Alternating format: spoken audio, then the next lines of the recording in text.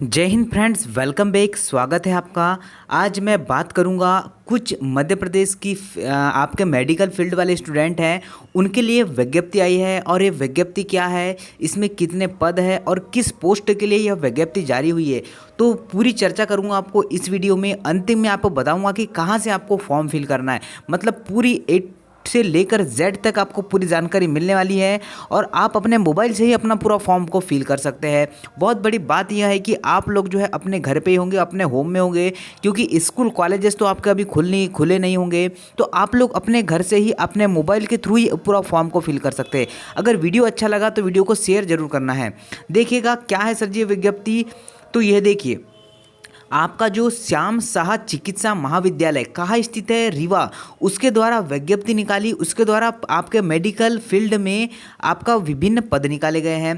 तो यह विज्ञप्ति जारी हुई थी। आपका यह जो आपका फॉर्म आया था 23 जुलाई को फॉर्म आया था। और इसकी अंतिम तिथि कब है, तो अभी आपकी अंतिम तिथि है 22 अगस्त। तो अभी आज की डेट कितनी है सर जी, तो आज की 17 अगस्त डेट है आपकी। तो आप लोग इस फॉर्म को फिल कर सकते हैं। अभी भी हमारे पास 4 दिन तो बचे हैं, 4 से 5 दिन। तो आप लोग इसे आसानी से फॉर्म को फिल कर सकते हैं। देखिएगा, और इसकी परीक्षा कब है, तो परीक्षा की दिनांक तो अभी दिया नहीं है और एडमिट कार्ड भी अभी जारी नहीं होगा।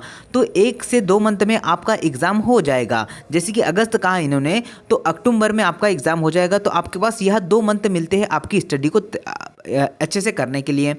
देखिएगा, अमाउंट की बात कर लो आप लोग को, तो अमाउंट मतलब आवेदन शुल्क कितना लग रहा है। अनारक्षित वर्ग वाले स्टूडेंट को 1000 रुपये प्लस जीएसटी लगेगा, जिसमें से 200 रुपये आपका एमपी ऑनलाइन का शुल्क है। और सॉरी गाइस, आपका एमपी ऑनलाइन का जो शुल्क है 800 रुपये है। और 200 रुपये शुल्क है आपका संस्था का, चलेगा। और आपका अनारक्षित वर्ग के अभ्यर्थियों के लिए और अनारक्षित वर्ग के अभ्यर्थियों के लिए, मतलब दोनों के लिए आपको उतना ही अमाउंट लगेगा। चलिए आगे बढ़ते हैं। और एससी एसटी को कम अमाउंट लगेगा, यह देखिए। अब टिप्पणी में क्या क्या लिखा है कि यहाँ पर आपको पद लिखे कि आपको मतलब आपको क्या क्या होना चाहिए। आपके पास आधार कार्ड का पंजीयन होना चाहिए, आपका फ़ोटो होना चाहिए, आपके पास जो आधार आईडी होना चाहिए, आपके पास अगर जो भी आईडी उपलब्ध है वो भी चल जाएगी। चलिए, ये तो आप कब का है, यह देखिए यहाँ पर लिखा हुआ है इनके द्वारा कि यह कहा एग्ज़ाम हॉल का। तो एग्ज़ाम हॉल का जब आपका एडमिट कार्ड आ जाएगा, जब मैं आपको बताऊंगा कि क्या क्या आपको सावधानी रखनी चाहिए अब ये कोविड की स्थिति में। चलिए, अब मैं आपको विभिन्न पद बताऊंगा आपको कि नियम शर्तें, यह तो देख लिए हमने। चलेगा, तो देखिए विभिन्न पद क्या है। पहला, आपके कुल रिक्त पद कितने हैं, 10 पद। और किस पोस्ट के लिए है, radiography and technician, radiographer post के लिए है। कुल पद कितने हैं, तो इसमें कुल पद आपके 8 पद है। कितने सर जी, 8 पद है, जिसमें से आपके यूआर, ओबीसी, एसटी, एससी और ईडब्ल्यूएस कैंडिडेट में यह पूरे पद बटे हुए है। तो आप लोग देख लीजिए कितनी पोस्ट किसके लिए। जैसे कि 2 पोस्ट आप यूआर ओबीसी के लिए 2 पोस्ट, एसटी के लिए 2 पोस्ट, एससी के लिए 2 पोस्ट और ईडब्ल्यूएस के लिए 8 पोस्ट है। सीधी भर्ती देखिएगा कौन सी, यही सीधी भर्ती। एक आपकी ओपन भर्ती होती है और एक आपकी सीधी भर्ती होती है। तो इसमें भी आपका कुल पद कितने हैं, तो इसमें 2 पद है, जो भी किसके किसके हैं, आपके ओबीसी और यूआर कैंडिडेट के हैं, मतलब जनरल स्टूडेंट के हैं। चलिए, डेंटल टेक्नीशियन, तो डेंटल टेक्नीशियन अभी आपको देखना है कि डेंटल टेक्नीशियन की कितनी पोस्ट है। तो इसमें भी 2 पोस्ट है। और वेतनमान कितना सर जी इसका, तो आपका वेतनमान होगा 28,000। सैलरी आपकी स्टार्टिंग होगी 28,700। कितनी सर जी, 28,700 आपकी स्टार्टिंग सैलरी, मतलब बहुत अच्छी सैलरी मिलेगी गाइस अगर आपने एग्जाम को क्रैक कर लिया तो। 3 पद आपके डाक रूम असिस्टेंट के कितने पोस्ट है, 3 पोस्ट है। ठीक है, इसलिए यह भी देख लीजिए, जिन स्टूडेंट ने ये कोर्स कर रखा है आप लोग इसका फॉर्म को फिल कर सकते हैं। चलिए, 19,000 19,500 इसकी सैलरी है फर्स्ट मंथ से ही। आपका लैब असिस्टेंट की देखिए 6 पोस्ट है। कितनी सर जी, लैब असिस्टेंट की 6 पोस्ट है। उसके बाद देखिए सीधी भर्ती है यह, इसमें भी आपके लैब असिस्टेंट की कितनी सर जी, 28,700 रुपये सैलरी है। TB and chest health visitor, तो ये इसके लिए 2 पोस्ट है। कितनी सर जी, 2 पोस्ट है। तो 2 पोस्ट को आप लोग यहाँ पर देख लीजिए, 2 पोस्ट आपका यूआर और ओबीसी की ही बटेगी हुई है। 18 पोस्ट है आपकी फार्मासिटा ग्रेड 2 की। कौन सी सर जी, फार्मासिटिका ग्रेड 2 की 18 पोस्ट है, जिसमें सीधी भर्ती की 15 पोस्ट है। और आपकी जो सीधी भर्ती कुल पद 2, मतलब संविदा भर्ती 2 पोस्ट है, 3 पोस्ट है। और सीधी भर्ती की कितने पोस्ट है आपकी, 15 पोस्ट है, जिसमें से एससी एसटी ओबीसी में 2 2 3 3 पोस्ट बटी हुई है। चलिए वेतनमान की बात करूँ तो 25,300 रुपये आपके सैलरी होगी। कितनी सर जी? 25,300 रुपये आपकी सैलरी, स्टार्टिंग सैलरी होगी। चलिए रेडियोथेरेपी टेक्नीशियन की 3 पद है, वह भी आप लोग देख लीजिएगा। ओटी असिस्टेंट मतलब ओटी टेक्नीशियन की कितनी पोस्ट है? 1 पोस्ट है। आगे बढ़ते हैं, चलेगा। अब देखिए लैब असिस्टेंट की कितनी पोस्ट है जी? 27 पोस्ट है। कितनी? 27 इसकी जो है वैकेंसीज है, जिसमें 2 आपकी सीधी भर्ती होगी, सॉरी गैस 22 आपकी सीधी भर्ती होगी और 5 आपकी जो होगी संविदा भर्ती होगी।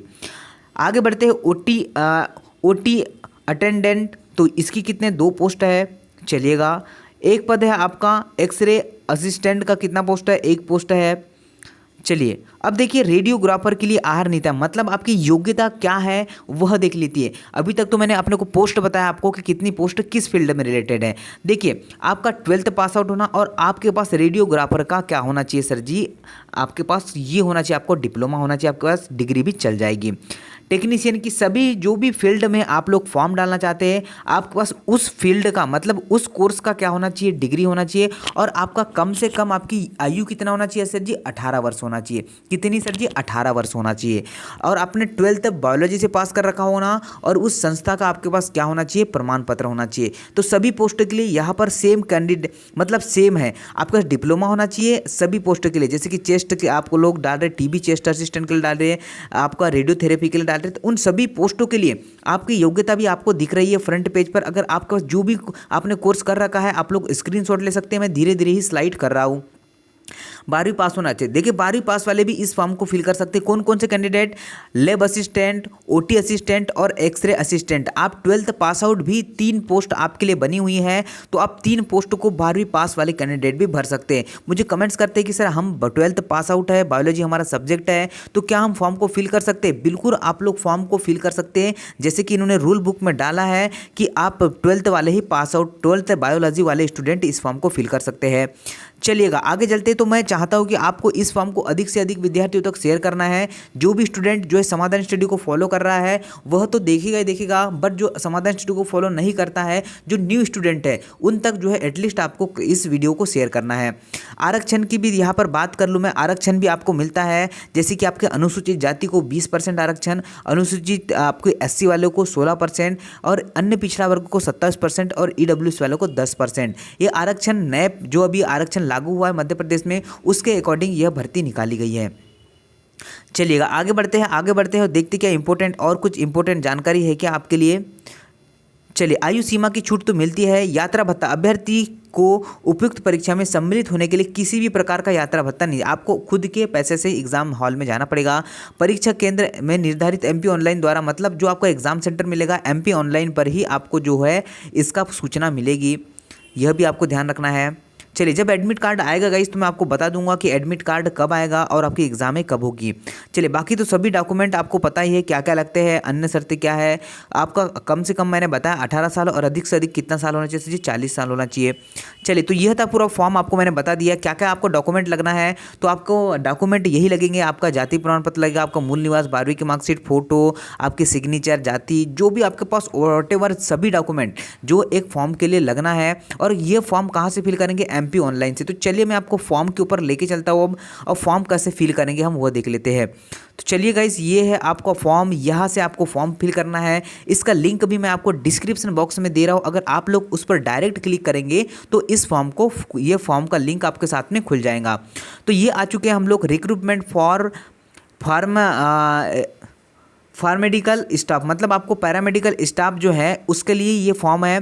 तो देखिएगा गाइज यहाँ पर आपको क्या क्या लिखना है, आपको अपनी पोस्ट चूज़ करना है जिस पोस्ट के लिए आप लोग अप्लाई कर रहे हैं। यहाँ पर पूरी पोस्टें दी हुई है। उसके बाद आपको कैंडिडेट का नाम लिखना है।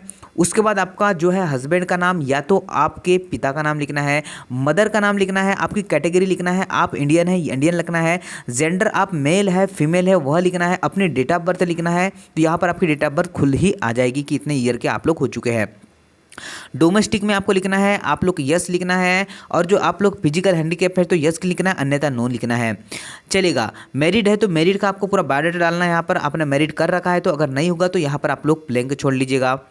चलिए आपको 10वीं का मार्कशीट, 12वीं का मार्कशीट लगेगा, और आपने जो भी कोर्स कर रखा है उसका लगेगा। जैसे कि आपने जो भी फील्ड चूज़ किया है, आपने डिग्री है, आपका डिप्लोमा है, या तो आपका सर्टिफिकेट है, तीनों आपका चल जाएगा। चलिए उसके बाद सर जी आपको पूरा एड्रेस लगेगा कि आप कहाँ रहते हैं, वार्ड नंबर क्या है, पिन कोड क्या है, मोबाइल नंबर क्या है, जीमेल एड्रेस क्या है। और आपको यहाँ पर देख लीजिए आपको एक स्टार का सिंबल मिल रहा है, ठीक है गाइस। आपको स्टार का सिंबल यहाँ पर दिख रहा है, स्टार का सिंबल यहाँ पर दिख रहा है आपको, तो उस बॉक्स को तो आपको फिल करना ही करना है, ठीक है। जो स्टार का सिंबल दिख रहा है उसे क्या है आपको फिल करना है। आपको यहाँ पर बैंक का डिटेल भी फिल करना है कि आपने बैंक, जो आपका बैंक है उसका आपको क्या करना है, डिटेल फिल करना है। जैसे कि आपको अकाउंट नंबर, बैंक का नाम, आपका क्या नाम है, आपके IFSC कोड क्या है, सब कुछ आपको फिल करना है। और आपको एग्ज़ाम हॉल का, एग्ज़ाम सेंटर कहाँ मिलेगा, तो एग्ज़ाम सेंटर आपको भोपाल, ग्वालियर, इंदौर, जबलपुर और सर जी सतना, सागर और उज्जैन, ये एग्ज़ाम सेंटर मिल सकते हैं। तो आप कोई भी अपने नज़दीक वाला एग्ज़ाम सेंटर चूज़ कर सकते हैं। आपके पास 3 प्रेफरेंस है, पर फर्स्ट वाला ही प्रेफरेंस आपको भरना है, फर्स्ट में ही आपको कॉलेज मिल जाएगा।